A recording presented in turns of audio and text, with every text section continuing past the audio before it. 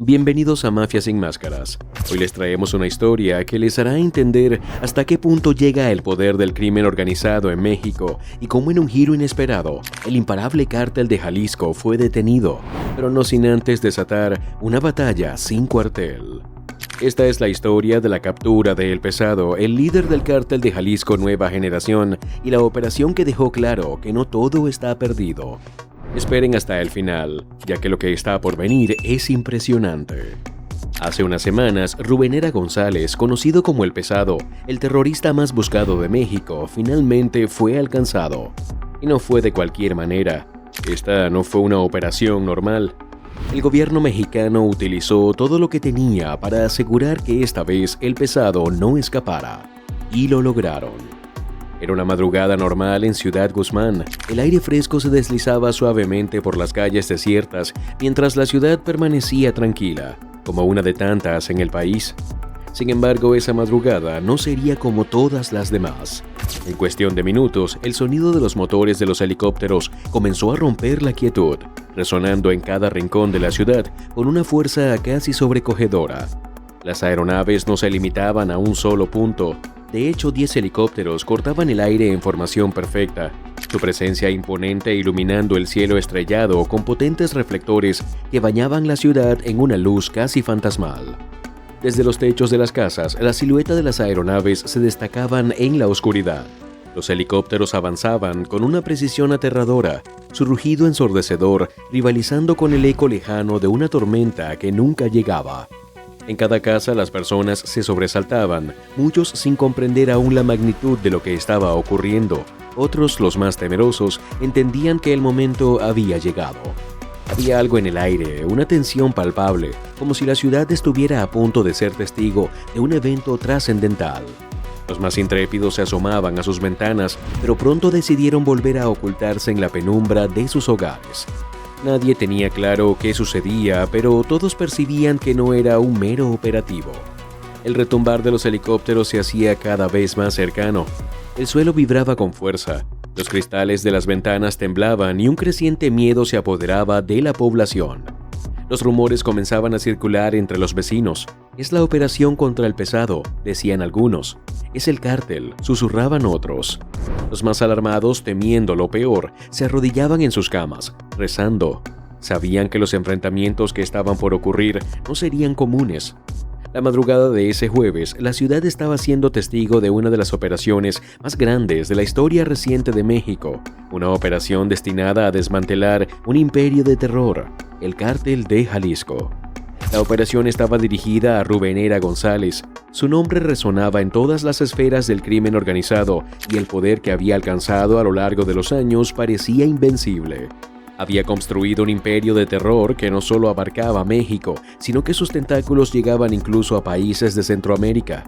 González, con su naturaleza astuta y despiadada, había corrompido instituciones, manipulando tanto a autoridades como a civiles para mantener su dominio. El narcotráfico, las extorsiones, los secuestros y los asesinatos fueron solo algunas de las cartas que jugó en su favor. Mientras los helicópteros descendían en perfecta formación, las tropas federales se alistaban en la ciudad, avanzando por las calles principales.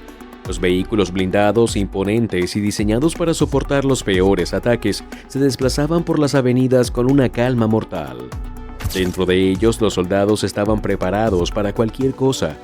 La misión era clara: capturar a Rubenera González y poner fin a su imperio criminal. Las fuerzas federales no estaban dispuestas a permitir que El Pesado se escapara una vez más. Pero no sería fácil. El Pesado tenía un ejército bien entrenado a su disposición. A su lado estaban los sicarios, hombres que no dudaban en entregar su vida por la causa, que defendían su líder a muerte. En las fincas que él controlaba, el aire estaba cargado de tensión.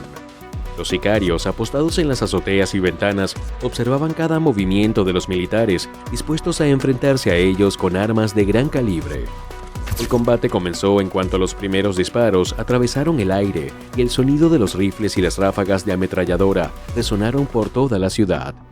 El rugido de los motores de los helicópteros parecía no cesar y las ráfagas de disparos se mezclaban con el eco de las explosiones. La finca de González se había convertido en un campo de batalla donde las fuerzas federales luchaban por penetrar las defensas del cártel. Los helicópteros, que ahora estaban situados de manera estratégica sobre la finca, empezaron a emitir disparos de ametralladora, iluminando el sitio con rayos mortales. Los sicarios respondieron con toda su furia, disparando desde las azoteas y las ventanas con rifles de asalto, fusiles de precisión y lanzagranadas. La lucha era feroz, pero el ejército no iba a ceder. Los soldados federales avanzaban con determinación, cubriéndose tras cada vehículo blindado y dando órdenes con rapidez. Eran conscientes de que la aprehensión de Rubenera González era esencial para frenar la expansión del cártel y estaban preparados para hacerlo.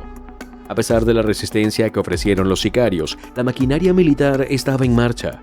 Dentro de la finca, González, conocido por su astucia, estaba preparado para lo peor. Sabía que su imperio estaba a punto de caer, pero no estaba dispuesto a rendirse sin pelear. En ese momento, una camioneta Audi, conducida por un grupo de sicarios de élite, intentó escapar del cerco. Las primeras ráfagas de disparos perforaron el aire y el enfrentamiento alcanzó una intensidad inesperada. Los sicarios intentaban romper el cerco, pero las fuerzas federales estaban decididas a capturar al líder del cártel a toda costa. El intercambio de fuego se intensificó mientras las tropas federales reagruparon sus fuerzas. Los helicópteros Black Hawk iniciaron una nueva serie de disparos, dirigidos a las ubicaciones de los sicarios. Desde el cielo la contienda se percibía como una sinfonía fatal de fuego y estallido. Sin embargo, todo era un componente de un plan meticulosamente coordinado. La inteligencia detrás de la operación había trabajado durante meses, reuniendo información clave sobre el paradero de González y las conexiones del cártel. Cada paso estaba planificado y cada movimiento se hacía con un objetivo claro. Finalmente, después de varias horas de intensos enfrentamientos, las fuerzas federales lograron penetrar las primeras líneas de defensa. Los sicarios, aunque decididos, estaban siendo superados por la superioridad táctica de las tropas federales. El pesado, sabiendo que su reinado estaba llegando a su fin, trató de resistir hasta el último momento, pero no pudo evitar lo inevitable. Cuando fue finalmente capturado, Rubenera González, con una calma inquietante, no mostró miedo. «Esto no termina aquí», dijo, y esas palabras resonaron en la mente de los agentes. La captura de Rubenera González, mejor conocido como El Pesado, marcó un hito significativo en la lucha contra el narcotráfico en México. La operación, que logró acabar con uno de los cárteles más poderosos y temidos del país, el Cártel de Jalisco, fue celebrada como un gran triunfo por parte de las autoridades mexicanas y las agencias internacionales. Sin embargo, lo que parecía ser una victoria definitiva rápidamente demostró ser solo un paso inicial en una guerra mucho más compleja y multifacética. La historia de la captura de González no solo involucra el enfrentamiento directo con un imperio de drogas, sino que también abre una puerta a la exposición de un sistema profundamente enraizado de corrupción que había permitido la expansión de los cárteles a lo largo de México y más allá. Una vez que Rubenera González fue capturado, las fuerzas federales comenzaron a revisar los documentos incautados en su finca, y lo que encontraron no solo confirmaba la magnitud de su poder, sino que también revelaba algo mucho más alarmante: la corrupción que había permitido que su cártel operara sin restricciones en el país. Los agentes descubrieron pruebas de pagos mensuales a funcionarios de alto nivel en el gobierno, agentes de policía y otros actores clave que se habían convertido en cómplices del crimen organizado, ayudando a mantener el flujo de narcóticos, armas y dinero a través de las fronteras. A través de las comunicaciones interceptadas, los analistas de inteligencia comenzaron a construir una red de conexiones que mostraba cómo el cártel no solo operaba en Jalisco, sino que sus tentáculos se extendían a muchos otros estados de México y hasta países de Centroamérica y más allá. La estructura de poder dentro del cártel era sorprendentemente sofisticada, con células organizadas en varios niveles, lo que les permitía actuar como una maquinaria perfectamente aceitada. Sin embargo, lo que realmente alarmó a las autoridades fue descubrir que las células del cártel no solo se encargaban del tráfico de drogas, sino que también estaban involucradas en una serie de actividades ilegales, como la minería ilegal, la extorsión, el lavado de dinero y la infiltración en instituciones gubernamentales clave. Esto no solo era una guerra contra los sicarios en las calles, sino contra un sistema entero que había permitido que el narcotráfico creciera sin frenos. El golpe al pesado y a su organización fue solo el principio de un proceso mucho más largo y complejo para erradicar el cártel y sus redes de corrupción. A medida que se fueron conociendo más detalles sobre el alcance de las actividades del cártel, se hizo evidente que la batalla contra el narcotráfico debía abordar no solo la lucha militar, sino también un esfuerzo coordinado para limpiar las instituciones que habían sido cooptadas por el crimen organizado. Los funcionarios corruptos que ayudaban a los cárteles no solo operaban a nivel local, sino que estaban presentes en todos los niveles del gobierno, desde las fuerzas de seguridad hasta los políticos que proporcionaban protección a cambio de favores y dinero. Este descubrimiento trajo consigo una serie de investigaciones a nivel nacional e internacional. Las fuerzas federales no solo tenían que hacer frente al cártel, sino también a una red de cómplices dentro de sus propias instituciones. El gobierno mexicano, consciente de la magnitud del desafío, comenzó a redoblar sus esfuerzos para rastrear y arrestar a aquellos que formaban parte de este sistema de corrupción. Sin embargo, a medida que las investigaciones avanzaban, se hizo cada vez más claro que el problema no era solo la resistencia armada de los sicarios, sino la permeabilidad de las instituciones encargadas de combatir el crimen. Para abordar esta situación, el gobierno mexicano comenzó a implementar reformas institucionales en áreas clave. El sistema judicial, uno de los más vulnerables a la infiltración del crimen organizado, fue uno de los focos principales de estas reformas. Se incrementaron las pesquisas con el fin de identificar jueces y fiscales que podrían estar colaborando con los cárteles y se establecieron unidades especializadas en combatir la corrupción en las entidades del Estado. No obstante, el trabajo de limpiar estas instituciones no resultaba sencillo. La corrupción había sido una constante en el país durante años y había creado un sistema en el que muchos funcionarios se sentían protegidos por sus vínculos con el crimen organizado. El desafío para las autoridades mexicanas era, por lo tanto, doble.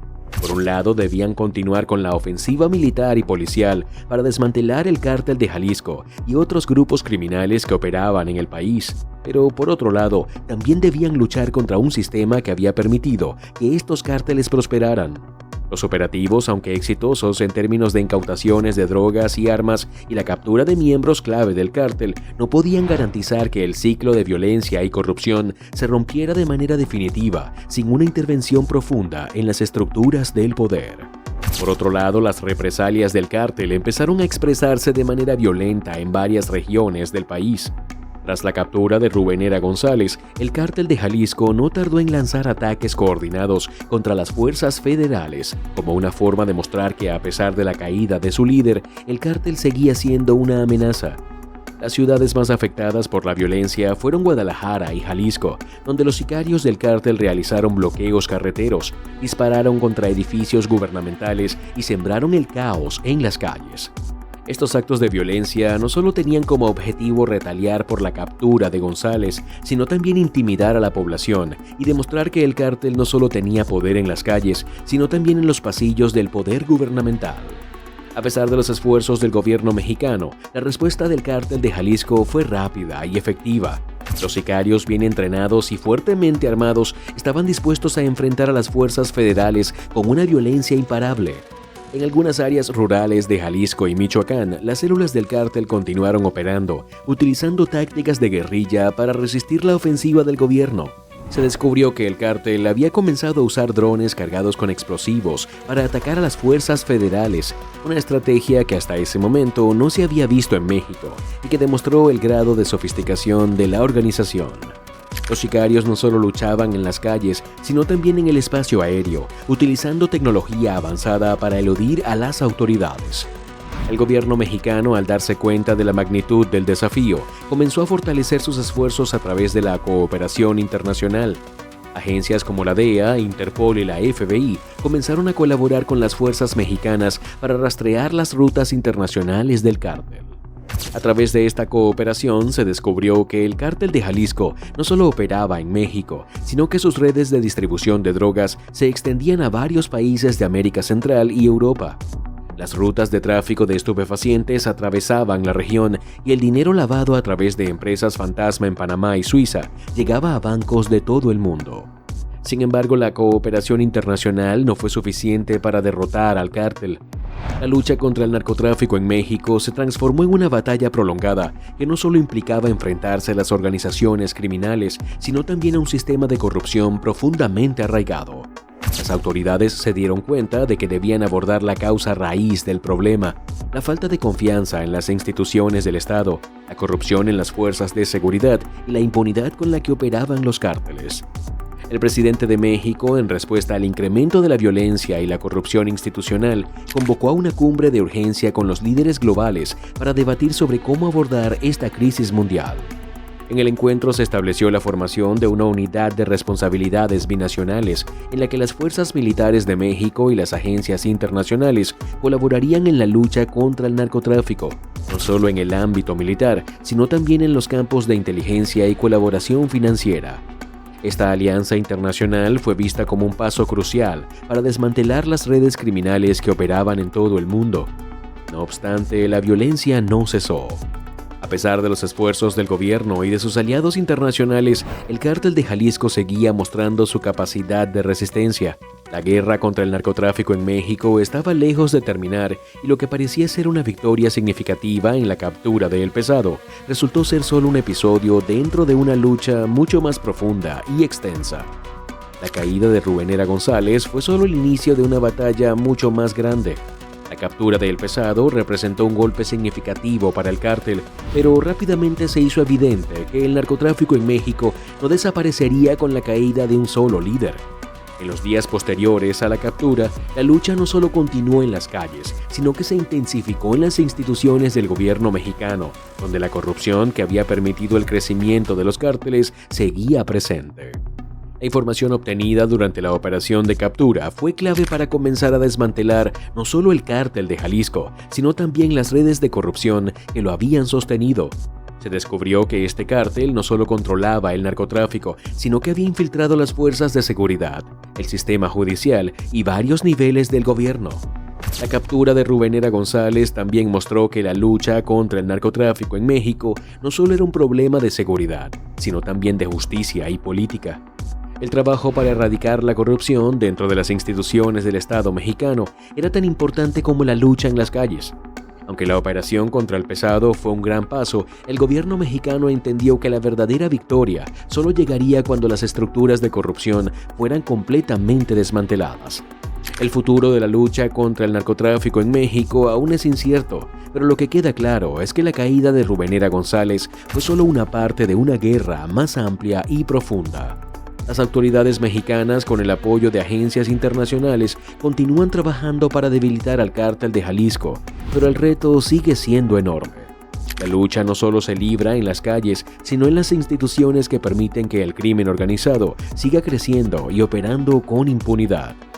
¿Te ha sorprendido este desenlace? No olvides suscribirte al canal y darle like a este video si quieres más detalles sobre las operaciones secretas contra los cárteles de drogas. Aquí en Mafia Sin Máscaras te traemos lo que otros no se atreven a contar. Nos vemos en el próximo video.